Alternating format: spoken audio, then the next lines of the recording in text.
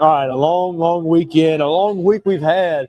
We finally made it to Thursday, and you know what Thursday is? The Hayden Coker Show is live. Welcome into the Hayden Coker Show, presented to you by Senator Lance Bell.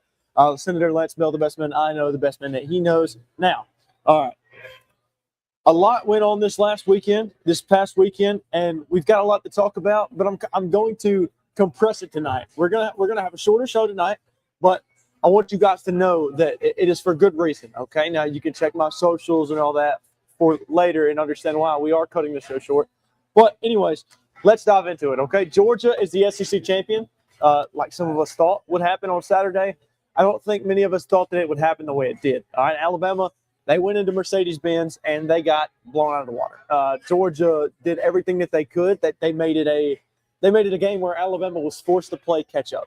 Alabama was forced to play catch-up, and they had to – and I'll say this, Georgia did a really, really nice job the whole entire game of continuing to stay on top. It was one of those things where Alabama, from the get-go, it seemed like they didn't have any room to go. Like, they didn't have any room to breathe.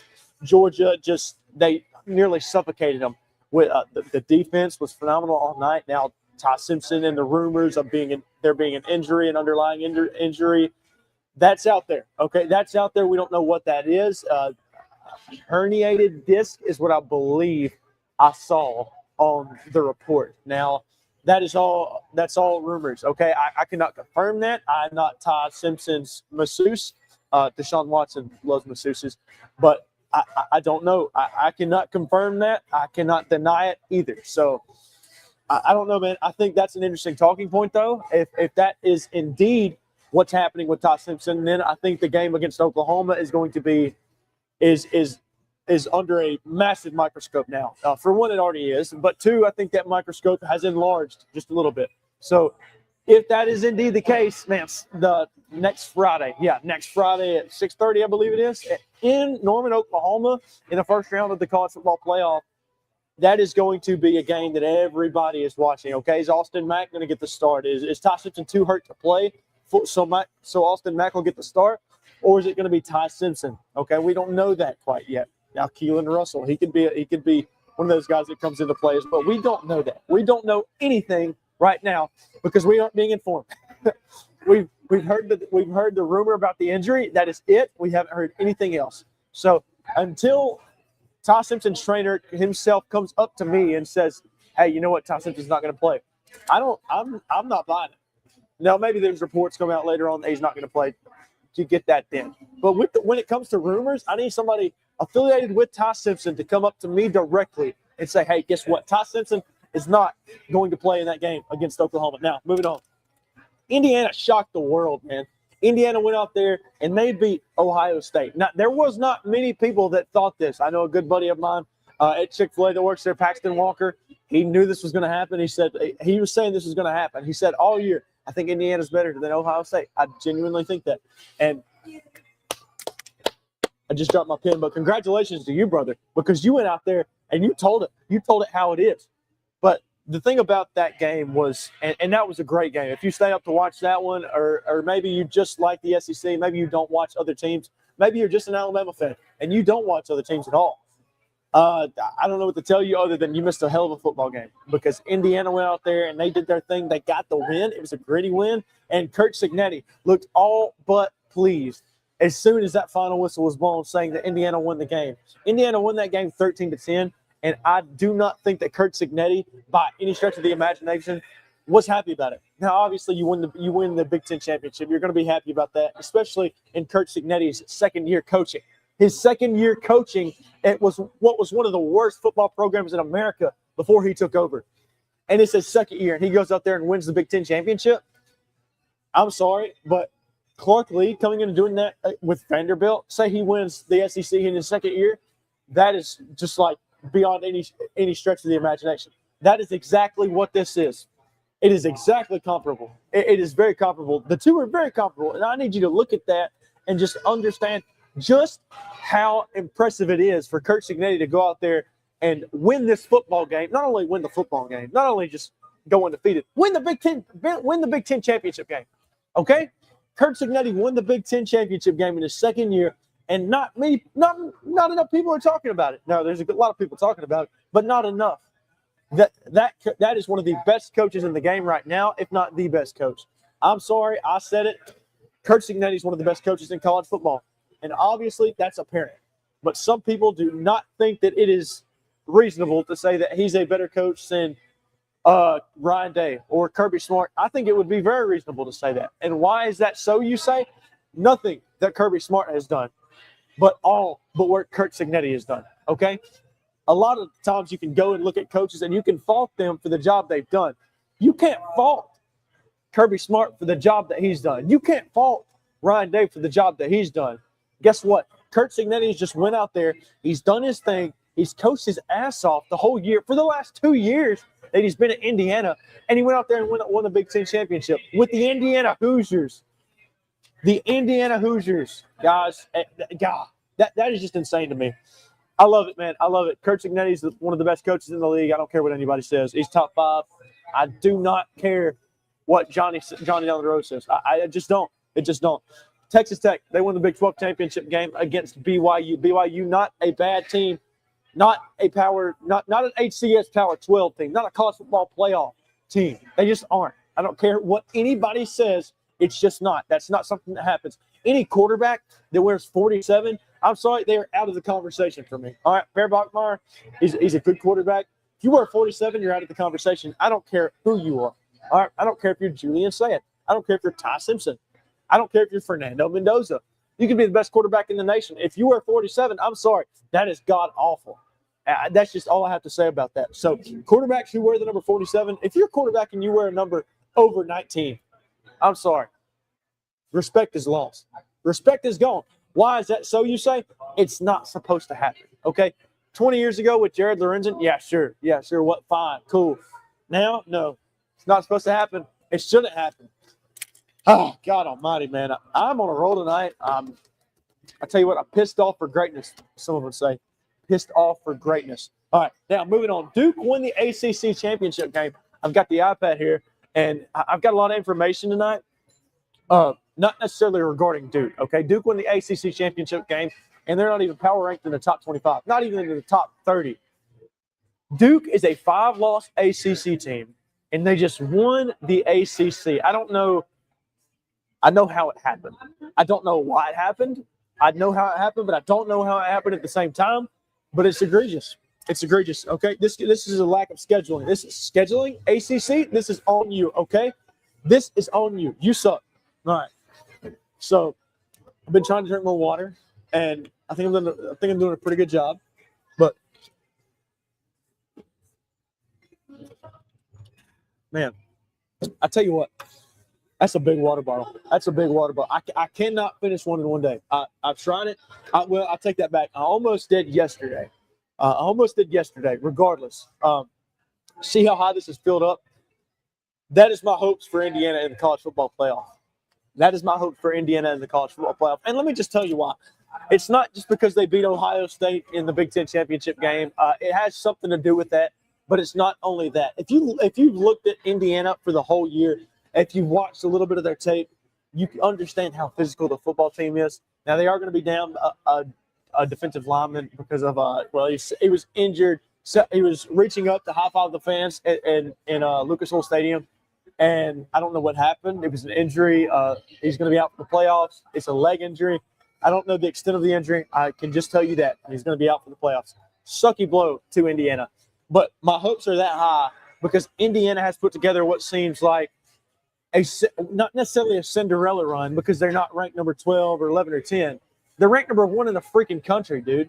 Indiana is ranked number 1 in the country, and they've done all of this with some guys who've come over from JMU. Obviously, you have transfers like Fernando Mendoza from Cal. Pons transferred in a few years ago. So, I don't know, man. I genuinely think that the Indiana has a shot to win it all. And I think that people who say otherwise have lost their brain. The team is obviously good enough to do so. Oh, all right. The team is obviously good enough to do so, but I think there's still one implication on this. There's one little knot in the playoff hope for Indiana, and I think that's not being there. And of course, that's going to happen with a lot of people. That's going to happen with a lot of teams that are in the college football playoff for their first year. Understand that. Look at Texas Tech this year. It could very well happen to them. I think it probably will at some point. I don't know if that's against Oregon whenever Oregon beats JMU, because it's going to happen. I don't know. But what I can tell you is that I still feel like there's a little more for Indiana to show, and I don't know if they wait too late to show it. Do I think Indiana has the talent to win the national championship? Yes. But that is not the reason I believe they win the national championship. Coaching. Like I said, they're playing with a group of guys from JMU, a bunch of transfers. The 72nd ranked recruiting class in the nation from last year. I think that they have the coaching. I think they have the personnel. And yes, by the way, they do have the players to do so. But it's all coming together, not just with the players, not just with the coaching, but together. These guys have merged heads, and they have become one. And I'm telling you, this looks like one of the strongest teams mentally I've seen. And I don't think that you can sit there and say that about most teams who have come up and are, undefeated in their second year. Look at Tulane. They done a nice job this year, 10-2. But like I said, the mental strength, the mental hurdles that they've had to go through aren't comparable to those of Indiana, which a lot of people said Indiana, oh man, they've been overrated from the get-go.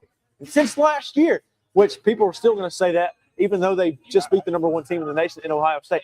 Why are they going to say that, of course? Because it's Indiana, man. I just dropped my pen. It's Indiana. For God's sake, man. I'll get right back to it. But this is the Hayden Coker Show presented to you by Senator Lance Bell. But Kurt Cignetti's done a nice job, man, and he's built this program up much like Steel 174. Those guys over at Steel 174 build up houses, man. It's the structure strong, much like Kurt Cignetti's over at Indiana. They built a good coaching staff over at Indiana. Well, guess what? Steel 174, they put together a real nice staff, okay?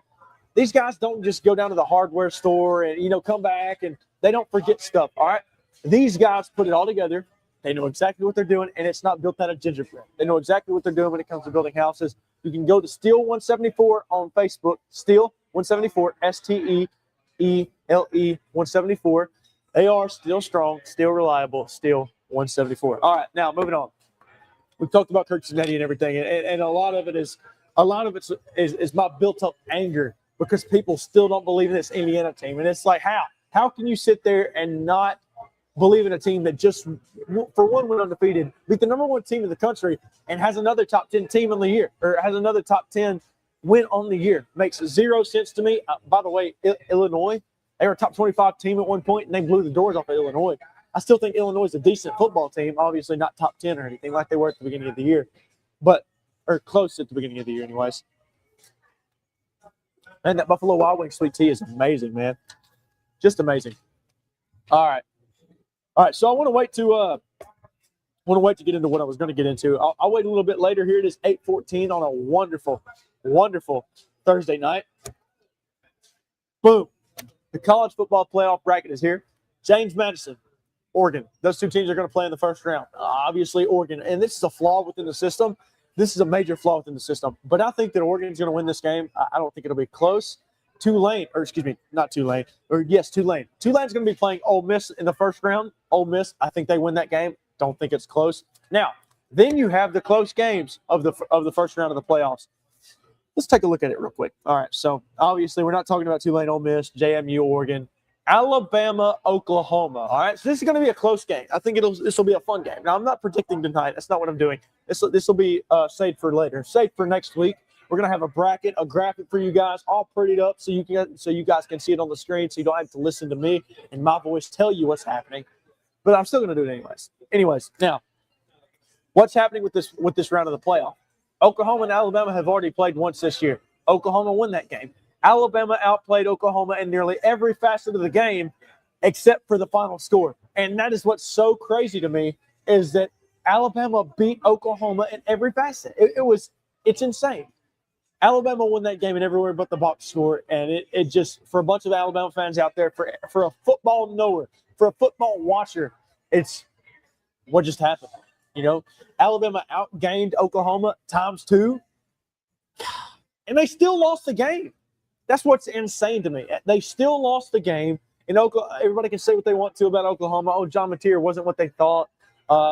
Their defense is good, though. It was just an utter obliteration from Alabama. All right, they obliterated themselves in this situation. Okay, and I thought that there was no way that would be possible. Hell, it was.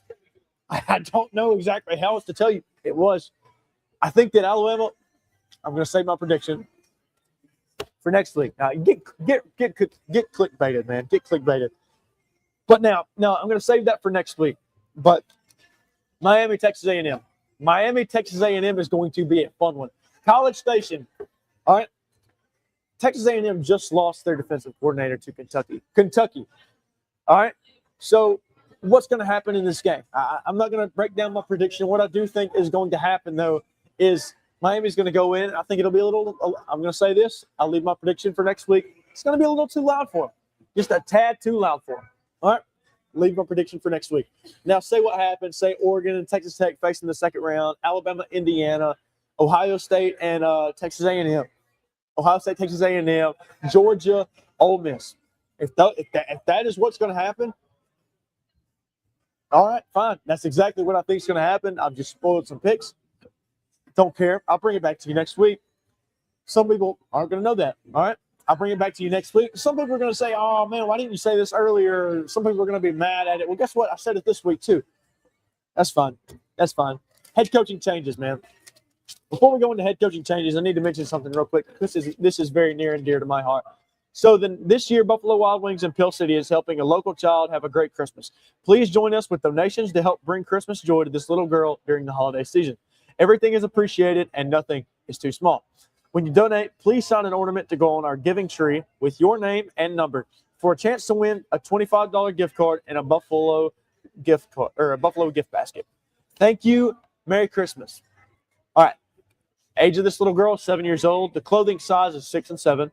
The shoe size is a youth size 1. And then the wish list are baby dolls, Barbie houses, Barbies, and learning games. The last day to donate is Monday, December the 22nd. And let's see what today is. Today is the 11th. We will have one more live show before that. So I need you guys to please take a picture of me. Take a picture. I'm not marking off any words. All right, there we go. I need you guys to come down and donate for this lovely cause. This is very near and dear to my heart. This is very near and dear to everybody here at Buffalo Wild Wings at Pell City's heart. So we'd appreciate it, man. You're not just helping this little girl out. I feel like you are helping a lot of more of the kids out there, much more kids out there who are going through this same situation. Come donate, whether you want to give money or what. That everything is certainly appreciated. So we do appreciate it, and that's that. Like I said, we do appreciate that. We're live here from the Buffalo Wild Wings in Pell City. I got my big old water jug with me. I've got my glass of sweet tea with me. Ooh, courtesy of Buffalo Wild Wings here in Pell City. Now, like I said, we a lot to talk about. It's condensed tonight. We're going to be out of here within 15 minutes. But like I said, a lot to go over. And head coaching changes are one of those. We've talked about Alex Golesh. We haven't got to talk about Matt Campbell yet. I do not believe, anyways. This is a great hire from Penn State. This is a fantastic hire from Penn State. I think, personally, that Penn State has gone around the world, and I listened to Josh Pate say this earlier on in the week, and this kind of sums it up perfectly, the Penn State coaching search. But Penn State went around the world to find their guy, and he was right there in their breadbasket all along. Courtesy of Josh Pate, by the way. But what I think is so special about this hire is that Penn State literally fired a guy mid-season, okay? So, if anything, Penn State should be one of the first guys to have a head coach name, all right? You would think that's how that works. That's not how it worked here. Penn State went all the way around the world. They tried to hire a bunch of different guys. Guess what? They tried to get Kalani Sitake from BYU, which I thought would have been a disaster. And thankfully for them, that fell through. Now they go and get Matt Campbell, who's a football guy. He's a stand-up guy. He's a stand-up coach. And I think that he's going to do wonders for Penn State. Now, here's the problem. They hired him after the mega signing day period or super signing day period, whatever you want to call it. They hired him after that, which makes this suck even more for Penn State. But here's the thing. Obviously, you're going to get players for next year. Penn State's not going to be a top 25 going into next year early on. I do not think so. And I hate to say it. I don't hate to say it because I don't like Penn State. I hate to say that, though, because Matt Campbell has been put in a situation where he has to almost rebuild a program from not necessarily the ground up.